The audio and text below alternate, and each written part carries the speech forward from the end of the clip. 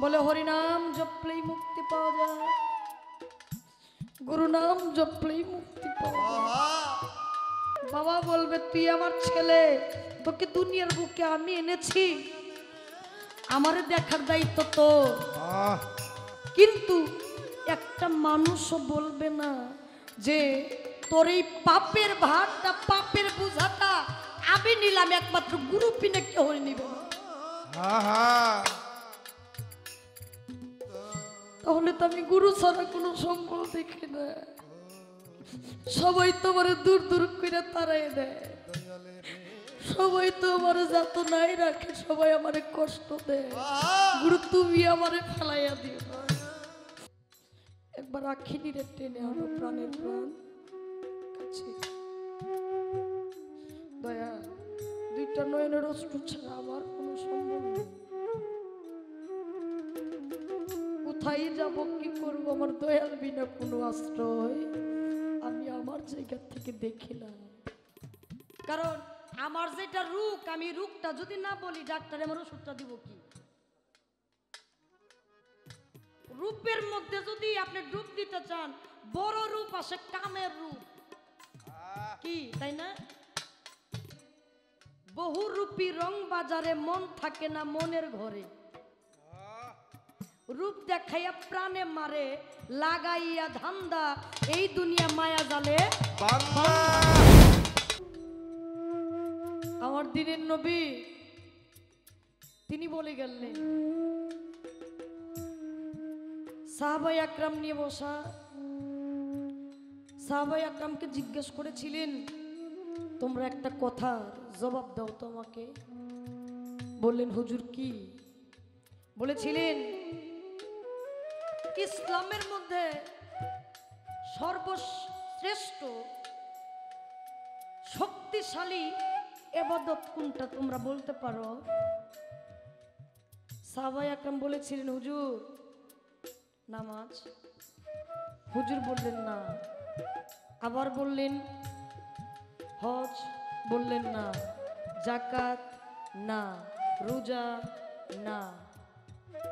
বললেন ইয়া না। বললেন জিহাদ, বললেন না। তখন সকল সাহাবায়ে আকরাম বলেছিলেন, হুজুর আমাদের কথার উত্তর যেহেতু হইল না, আপনি বলে দেন ইসলামের মধ্যে শক্তিশালী আমল কোনটা? সেদিন আমার দিনের নবী বলেছিলেন, ইসলামের মধ্যে শক্তিশালী আমল হচ্ছে মহব্বত করা।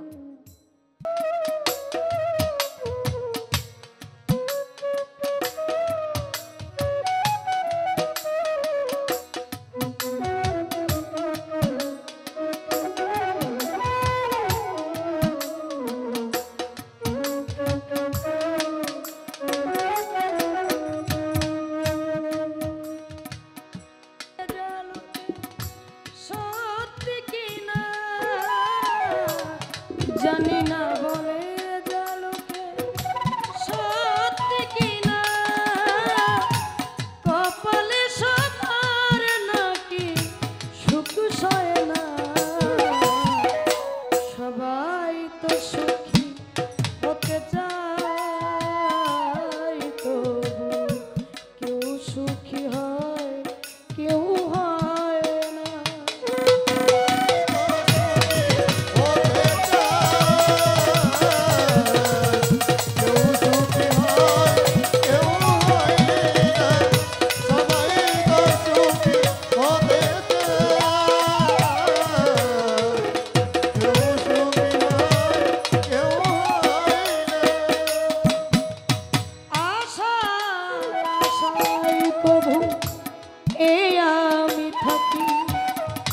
যদি আসে কোনো দিন সেই সুখ পাখি, আশায় আশায় তবু এ আমি থাকি। যদি আসে কোনো দিন সেই সুখ পাখি, এই চেয়ে থাকায় প্রাণে সয় না। সবাই তো সুখী হতে চায়, তবু কেউ সুখী হয়।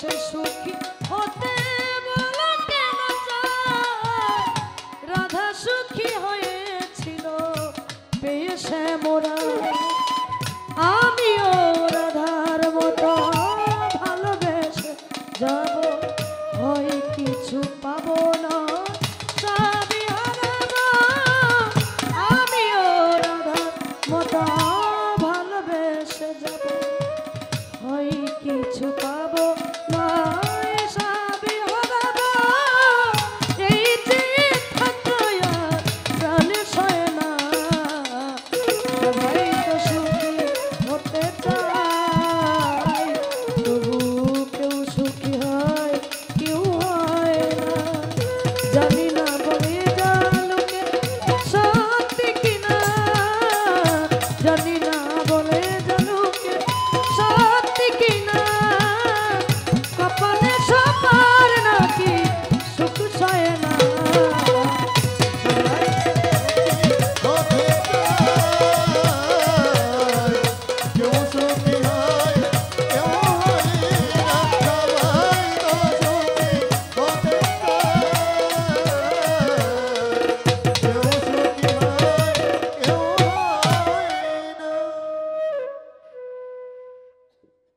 আমাদের আপনাদের বরিশালের একটা শিল্পী বর্তমানে খুব ভাইরাল একজন মানুষ আলামিন নুরি সাহেব উনি বলছিলেন কয় আশেকান জাকেরান ফাকেরান আমি কই ফাকেরানটা কি কয় দাঁড়ায় কয় কয় যারা ফাঁকে ফাঁকে গান শোনে ফাঁক দিয়ে ঘুরে আর ফাঁকে ফাঁকে গান শুনে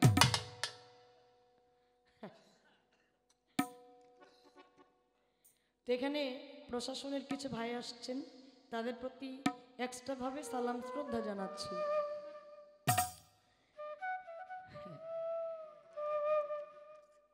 অতীব চমৎকার গান কথা বলার সমস্ত কিছু আমাদের টাঙ্গাইলের এক বয়াতি আছে শরীয়ত সরকার উনি বললেন কয় যে থাকে ঘরে ঘরে গেলেই ধরে ধরলেই পরে পড়লেই মরে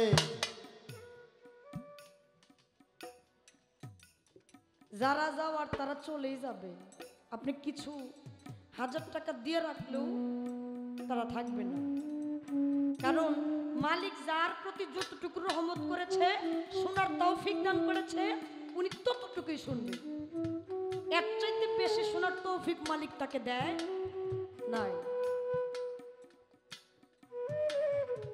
যেমন গান বলেছিলাম কথা বলেছিলাম অতীব চমৎকার তার মীমাংসা করলেন মীমাংসা করে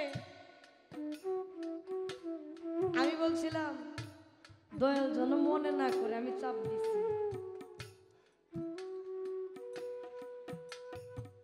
ইহাতে আমাকে আরো সাহস দিলেন পারলে আপনার চাপ আরো বাড়াই দিন না বেশি চাপ দেওয়া একেবারে সম্ভব না তাহলে ফুটটা যাইব তাই না এটা তো আর সম্ভব না যাহা আইনের মধ্যে পড়ে সময়ের মধ্যে পড়ে সংবিধানের মধ্যে পড়ে পালার মধ্যে পড়ে ইহাই বলতে হবে শুধু পালাই যে গাইতে হবে এরকম না রস বলতে একটা জিনিস আছে আপনি যত প্রকারের হাদিস বলেন না কেন এই হাদিস কিন্তু শুনবে না হাদিসের আশেপাশে দলিলের আশেপাশে কিছু যুক্তি কিছু উক্তি কিছু রস না দিলে পাবলিক থাকে না ইহা কিন্তু একটা পালার মধ্যেই পড়ে তো আমি সেগুলোই বলার চেষ্টা করেছিলাম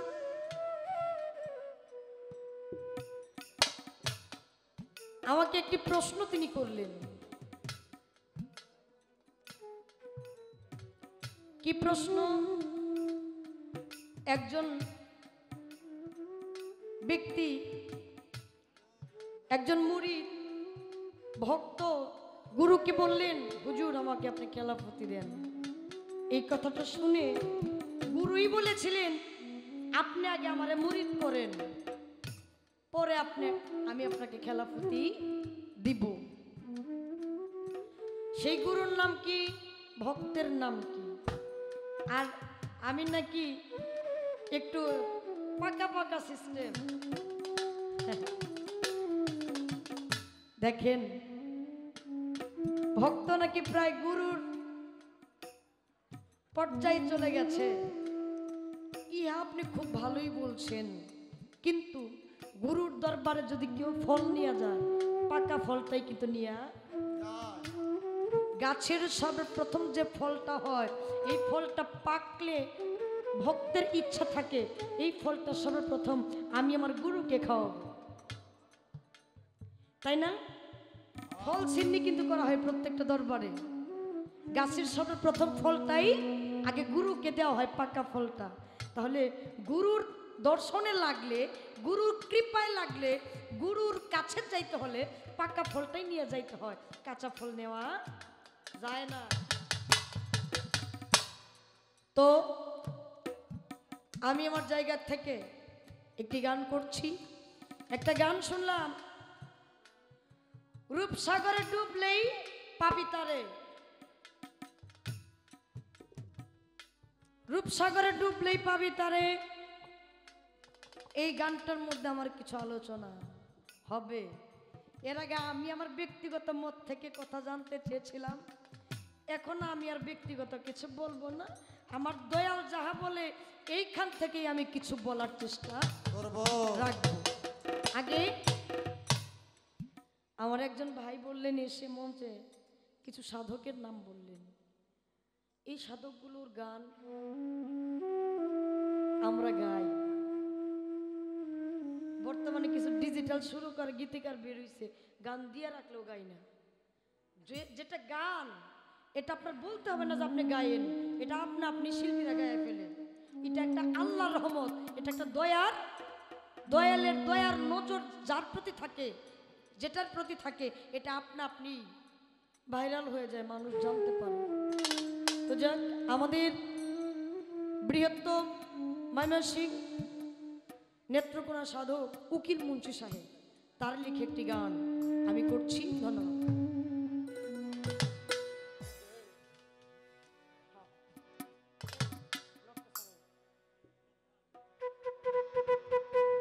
ভিখারি দরজায় খাড়া, ভিখারি দরজায় খাড়া, ভিক্ষা দিয়া বিদায় কর আমার ঘরে মালিক রে। ক্ষুধায় ভিখারি মরলে কলঙ্ক তোর আমার, আটকা চান বাবা রে। ক্ষুধায় ভিখারি মরলে কলঙ্ক তোর।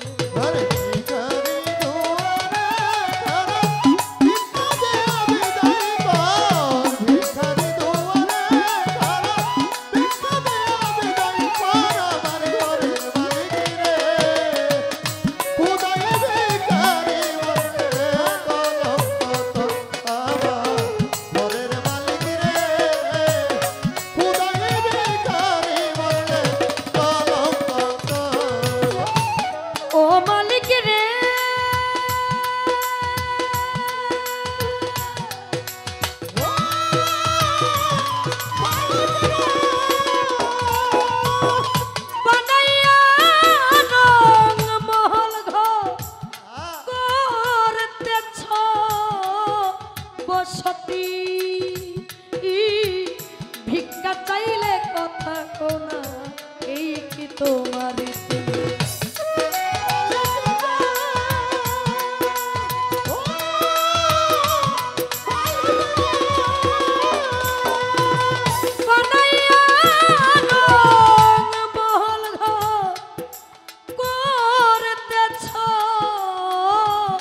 বসতি, ভিক্ষা চাইলে কোনা কথা, এই কি তোমার এই অভাগী যেদিকে যায় বলে রে সরস, ও মালিক বলে রে সরস, এই অভাগী যেদিকে যায় বলে রে সরস, মালিক বলে রে সরস। এই অভাগী যেদিকে যায় বলে রে সরস, ও মালিক বলে রে সরসর। তুমি পুরাণে প্রমাণ দিয়েছ কুরআনে প্রমাণ দিয়াছ কেউ নাই তোমার পর আমার ঘরের মালিক রে খোদাই ভিখারি মরলে কলঙ্ক তো আমার আক্কা চান বাবা রে খোদাই ভিখারি মরলে কলঙ্ক তো ওরে ভিখারি দুয়ারে খাড়া, ভিখারি দুয়ারে খাড়া, ভিক্ষা দিয়া বিদায় কর আমার ঘরের মালিক রে। খোদাই ভিখারি মরলে কলঙ্ক তোর আমার ঘরের মালিক রে। খোদাই ভিখারি মরলে কলঙ্ক তোর। ও মালিক রে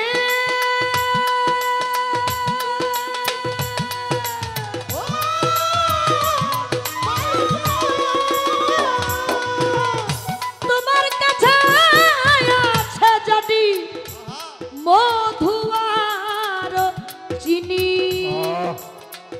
সদাপান্ত হুরাই আছে কাউসারের পানি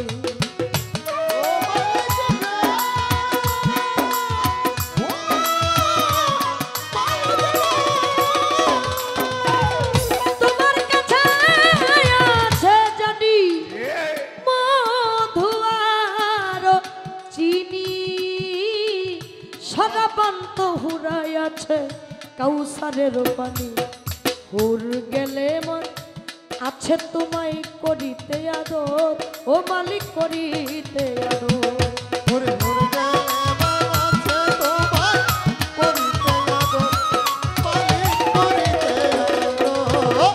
হুর গেলে মন আছে তোমায় করিতে আদর ও মালিক করিতে আদর তুমি আমার আমি তোমার তুমি আমার আমি তোমার একটু হও নাই অগ্রসর আমার ঘরের মালিক রে ক্ষুধাই ভিখারি মরলে কলঙ্ক তোর আমার ঘরের মালিক রে ক্ষুধাই ভিখারি মরলে কলঙ্ক তোর ওরে ভিখারি দুয়ারে খাড়া, ভিখারি দুয়ারে খাড়া, ভিক্ষা দিয়া বিদায় কর আমার ঘরের মালিক রে। খোদাই ভিখারি মরলে কলঙ্ক তোর আমার ঘরের মালিক রে। খোদাই ভিখারি মরলে কলঙ্ক তোর। ঘরের মালিক রে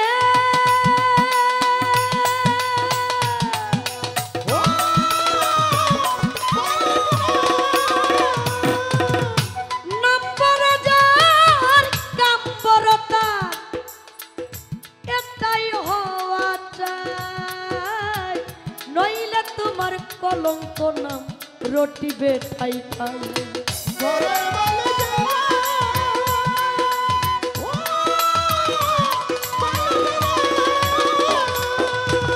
নম্বর যার কাম্বরতা এটাই হওয়া চাই নইলে তোমার কলঙ্ক নাম রটিবে ঠাই ঠাই ভিক্ষার চলে কাঙালুকি ছাড়লো বাড়ি ঘর ও মালিক ছাড়লো বাড়ি ঘর ওরে ভিখার চলে কাঙালুকের ছাড়লো বাড়ি ঘর, মালিক ছাড়লো বাড়ি ঘর। ভিক্ষার ছলে কাঙালুকি ছাড়লো বাড়ি ঘর ও মালিক ছাড়লো বাড়ি ঘর একদিনও খবর নিলে না খবর তো নিলে না একদিন এই ভিখারির খবর আমার ঘরের মালিক রে ক্ষুধাই ভিখারি মরলে কলঙ্ক তোর আমার ঘরের মালিক রে ক্ষুধাই ভিখারি মরলে কলঙ্ক তোর ওরে ভিখারি দুয়ারে খাড়া, ভিখারি দুয়ারে খাড়া, ভিক্ষা দিয়া বিদায় কর আমার ঘরের মালিক রে। খোদাই ভিখারি মরলে কলঙ্ক তোর আমার ঘরের মালিক রে। খোদাই ভিখারি মরলে কলঙ্ক তোর।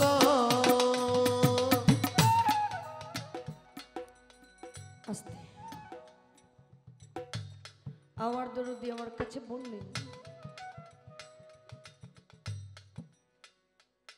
ভক্ত যখন গুরুকে বললেন আমাকে খেলাফতি দেন, তখন ওই গুরু বললেন আপনি আগে আমাকে মুরিদ করেন, তারপর আমি আপনাকে খেলাফতি দিব। সেই গুরুর নাম কি, ভক্তের নাম কি?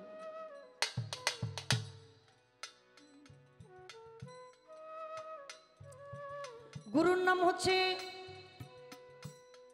পিরানে পীর দস্তগীর মাহবুব সুবহানি গাউসুল আজম সামদানি হযরত বড় পীর আব্দুল কাদের জিলানী রহমতুল্লাহ।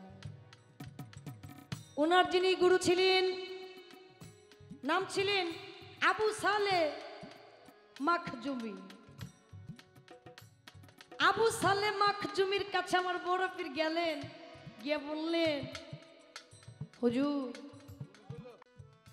আমার একটু জানার বাসনা, এই যে এত রূপ দেখি, রূপ দেখতে দেখতে কামের রূপটাই বেশি আসে, সামনে আসে, পিছে আসে, ডাইনে আসে, বামে আসে, উপরে আসে, নিচে আসে, ভ্রমণ করতে গেলে আসে, ঘুরতে গেলে আসে, খাইতে গেলে আসে, বইতে গেলে আসে, ঘরে ঢুকলে আরো আসে।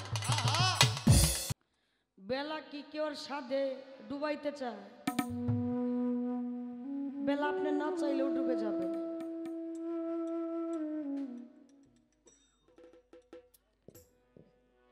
আমি যদি চাই দয়াল এই বেলাটা যেন আমার থাকে, আমি যেন গুরু কর্ম করতে পারি, আমি যেন গুরু কর্ম করতে পারি, গুরু যেন আমার সদয় হয়। সংসারের মায়া জালে পড়ে আমি আমাকে ভুলে গেছি। একটা সংসারে যদি 500 টাকা আয় থাকে, 500 টাকার মধ্যে আপনি ঘরে নিয়ে যাবেন, স্বামী সন্তান স্ত্রী সমস্ত কিছুর চাহিদা পূরণ করবেন, কিন্তু আপনার জন্য 500 টাকার মধ্যে 5 টাকা আছে কিনা, আপনি কিভাবে চললেন, কিভাবে আপনি রয়েছেন, আপনার মনের অবস্থাটা কি, সেটা একেবারেই কেউ খবর নেবে না। যার যার কর্ম তার তার করতে হবে। ইহার মধ্যে এত কিছু করতে করতে আমি আমার দয়ালের খবর নিতে পারি।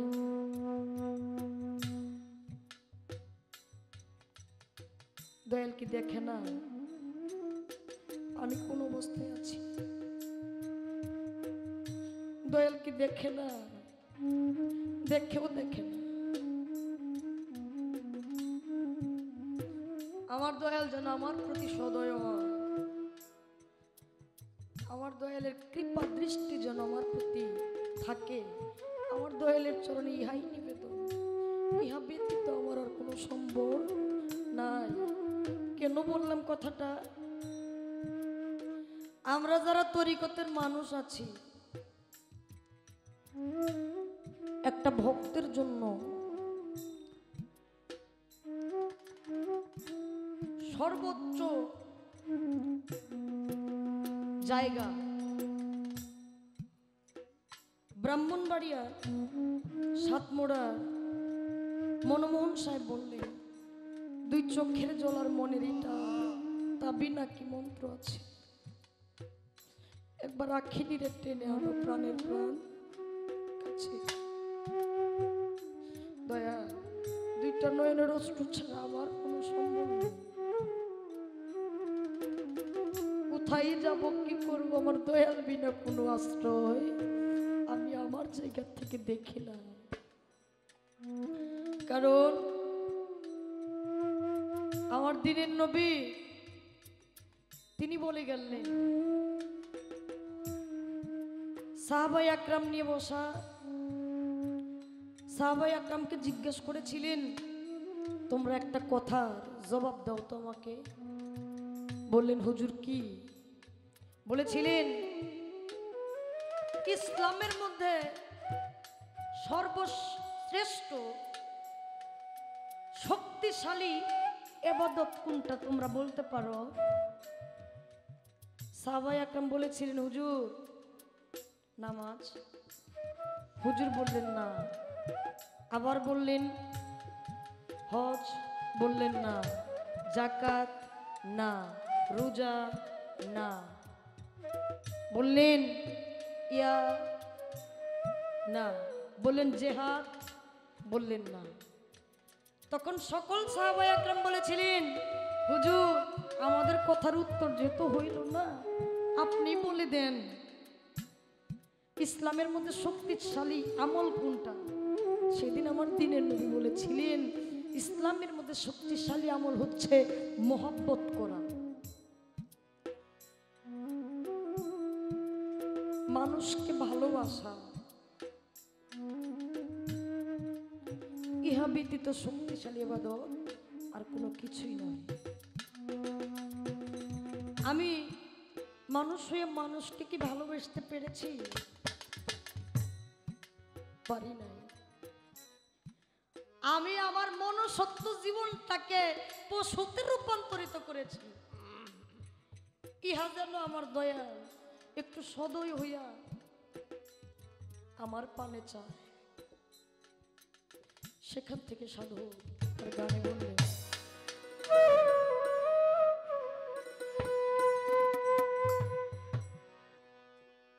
ওরে তুমি দেখা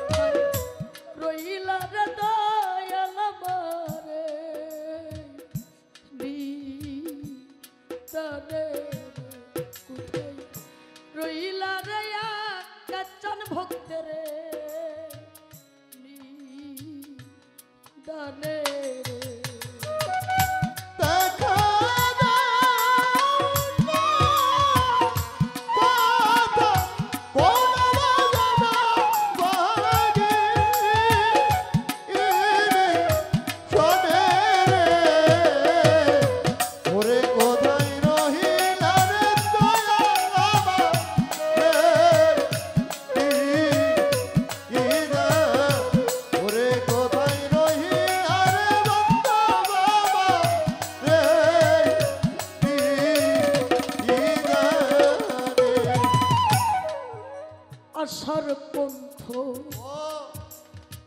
জয়ারে চর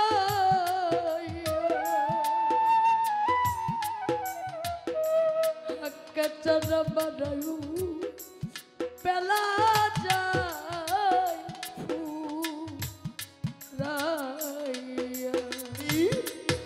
আশার পন্থে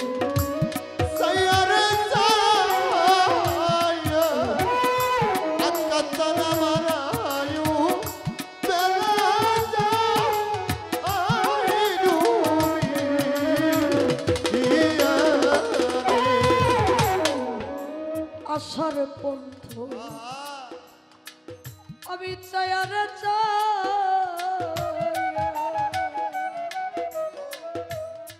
জানাই পেলা যা ডুবি ওরে তুমি আইলা না প্রার্থ কিতে বাজান দেখিতে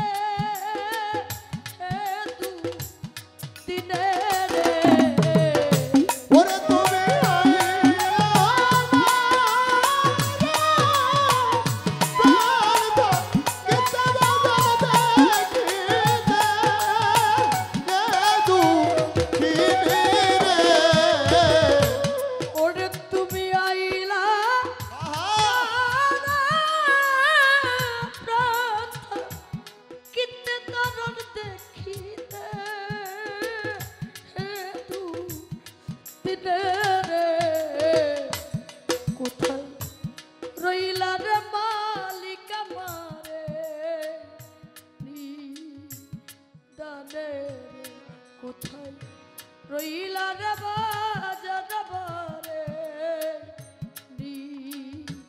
দানে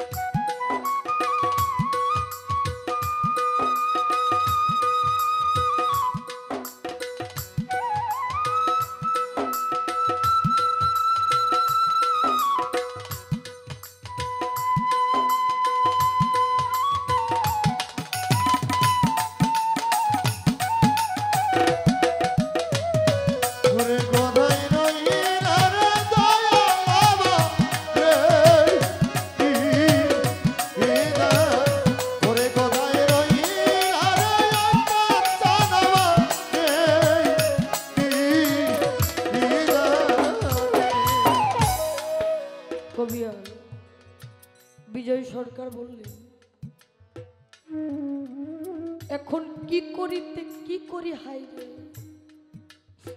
আমার জন্ম গেল ভুলে, সারা জীবনের ভুল পড়ে আমার পড়েছে মনে, সারা জীবনের ভুলটা আমার মনে পড়েছে। এখন যদি আমার দয়াল যদি আমার দয়া না করে, আমার আর যাওয়ার জায়গা নাই। একটা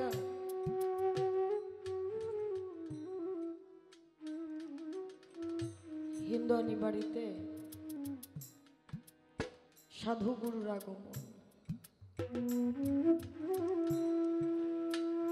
ওই বাড়িতে বারান্দার মধ্যে সেই হিন্দুয়ারি মা একটা পাখি পুষেছে। সাধুরা যখন খাইতে যাবে তখন বলে, হরিনাম জপলেই মুক্তি পাওয়া যায়। ওই পাখিটা বারান্দার মধ্য থেকে বলে, ওগো আজকে 12 বছর ধরে এই বারান্দার মধ্যে খাঁচার মধ্যে বন্দি, 12 বছর ধরে আমি কতই হরিনাম জপলাম, আমার সেই মালিক আমারে এইখান থেকে ছেড়ে দিল না, ইহাতে মুক্তি তো আমার হইল না। এই কথাটা শুনে সাধু গুরু খাওয়া বাদ দিছে। হিন্দুয়ানি মাকে বলতেছে, মা বারান্দার ওই পাখিটা ছাড়া না, ছাড়লে আমরা খাবো না। ওই মা পাখিটা ছেড়ে দিয়েছে, আবার খাইতে যাবে, বলে হরিনাম জপলেই মুক্তি পাওয়া যায়, গুরু নাম জপলেই মুক্তি পাওয়া যায়। পাখিটা বাড়ির একটা গাছই রয়ে গেছে। ওই কথাটা শুনে পাখিটা বলেছিল, গো শুধু হরিনাম জপলেই মুক্তি পাওয়া যায় না, এখানে সাধু গুরুর কৃপাও লাগে। এই দুর্লভ মানব জন্মে মুক্তি পাওয়ার একটা রাস্তা, সেটা আমার বান্ধব। ইহা বিনা আমি মুক্তির কোন রাস্তা দেখি না।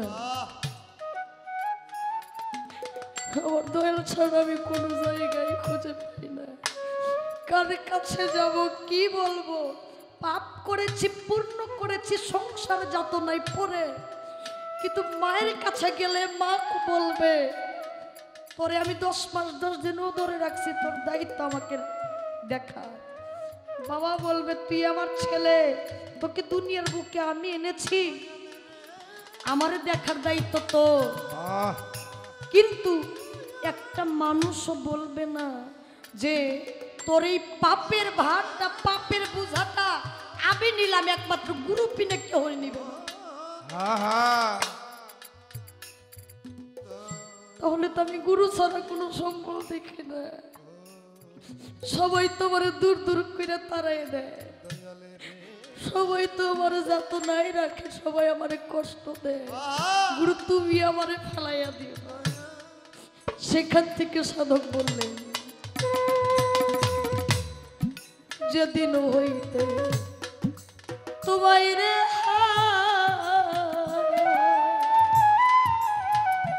ও বাজন সবার আমার বাঁচা মোরা। সেই দিন হতে তোমায় রে বাজান আমার সবার হইলাম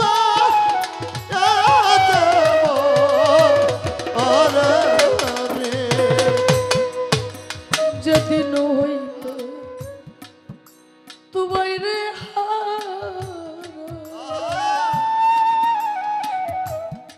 দরদ সবার আমার বাঁচা মোরা। আজ আমি জ্বলে পুড়ে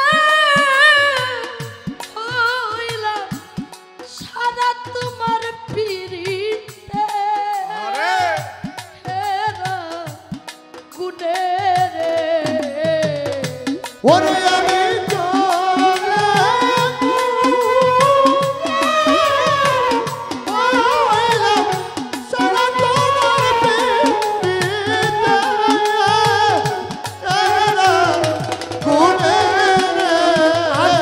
জান জ্বলে পুড়ে হইলাম সারা তোমার পিরিতে হেরা গুনে রে।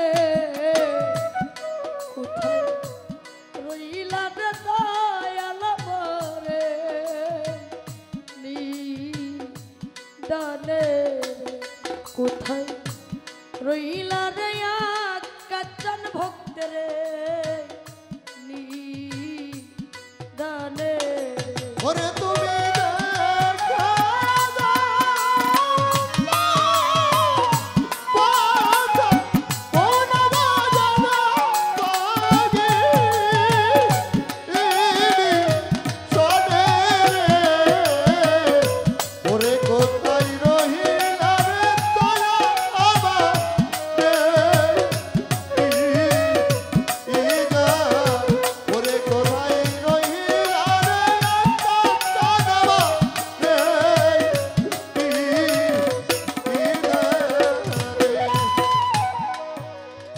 কি করিব কোথায় রে যাব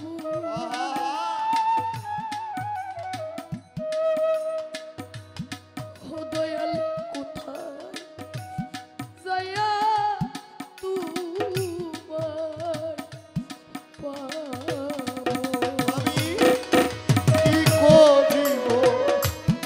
কোথায় রে যাবো বাজান আমি কোথায় যাইয়া তোমায় পাবো রে। কি করিব আজ কোথায় রে যাব আক্কা জান কোথায় যাইয়া তোমায় পাবো। ওরে তোমার আবু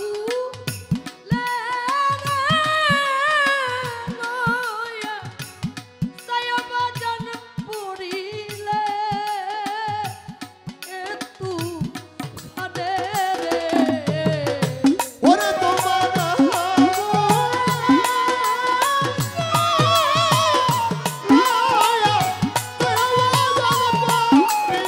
বাউল শিল্পীদের জন্য এক দারুণ সুখবর। এখন সব বাউল সাধকের গানের লিরিক্স থাকবে আপনাদের মোবাইলে। তাই এখনই ডাউনলোড করে নিন বাউল বুকস অ্যাপস। লিরিক্স, নোটবুক, গান আপলোড সব হবে এক অ্যাপসে। তো আর কি চাই।